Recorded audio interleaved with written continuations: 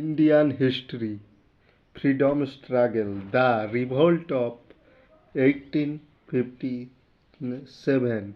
The revolt of 1857 is an important landmark in the history of India, which occurred during the Governor Generalship of Lord Canning. Causes of the revolt. The revolt of 1857 was a combination of political, economic, socio-religious and military causes. Political. Nana Sahib was refused pension as he was the adopted son of Peshwa Bajirao II.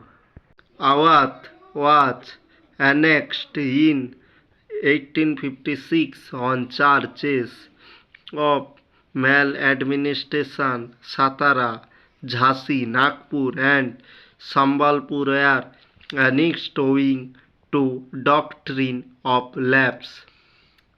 Economic. Heavy taxation, forcibly evictions, discriminatory tariff policy against Indian products and destruction of traditional handicrafts that hit peasants and artisans.